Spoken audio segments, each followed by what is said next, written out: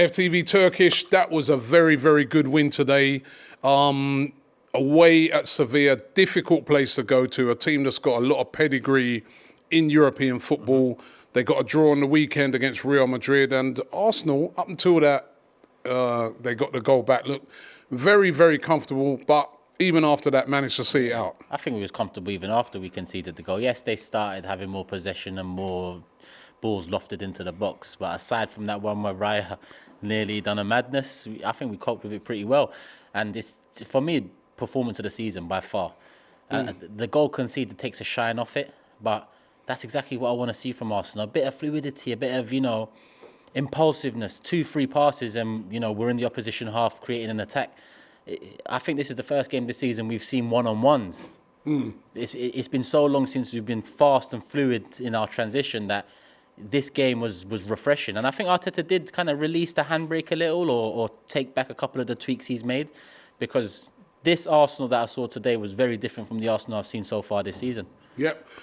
2 fantastic goals in the game. The first one, Martinelli, made by Jesus with a brilliant bit of skill. And then Jesus gets in on the act himself. Yeah, listen, for me, Jesus needed that. A lot of questions about Jesus all of a sudden, like he's not a quality player. We can debate all day about top striker or the traditional, striker role. He's not a traditional striker, but what he is, he's a player that can link up midfield to attack. He's a player that can drop in and take defenders out of spaces and allow Martinelli or Saka to glide in. He's a player that, for what he is, it's hard to find better. It may be impossible to find better in this current market. Yes, I think we need another striker, but that's a different type of striker we need. Jesus is quality, and he's got a big part to play for Arsenal for many years to come. Yeah, and Martinelli took his goal well, because he had one earlier on where, he was sort of in on goal, but the keeper managed to smother it. But he made no mistake with the second chance he got, did he? Yeah, no mistake. And look, he's a young man. He missed the chance. He hasn't had the best start to the season with the injury and the stop-start for him. So I think he's another player that needed a goal. And after that miss, some players get, question marks in their head and they think, overthink the next chance they get. He had a hell of a lot of time and he didn't overthink it. He just went, rounded the keeper and slotted it away like he's a 28, 29-year-old forward. Martinelli's class. For me, Martinelli's my favourite player. But a lot of players out there are favourites of mine, but he's the one that kind of I look at and I think his ceiling is the highest. He's the one that can become a 20, 25 goal player for us in the league.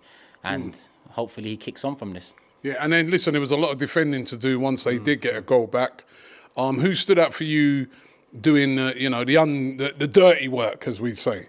I think all the defenders played well, but I think Tomiyasu needs a special mention because he stepped in for Zinchenko, who last season played a key part for us. But so far this season, Tomiyasu, I think, looks the more reliable defensively for sure. And I was interested to see how he performed starting the game. And I can't lie, I expect him to start against Sheffield United as well off the back of that. I think he was top class. Like Gabriel and Saliba wore, Ben White too. I think they was all, on job today. But Tomiyasu was probably a candidate for man of the match. If Jesus wasn't involved in the way he was for both goals, then Tomiyasu would have got man of the match for me. Yeah, and Arsenal now in control of this group, which, coming off the back of that loss against Lens, now find himself top of the group. I think Lens in second place on 5. And then, PSV and Sevilla trailing behind, Yeah, massive win, because what it does is it puts us in a position where one more win pretty much guarantees our passage through to the knockouts, and a couple of wins in the next couple of home games pretty much solidifies first place. We need that.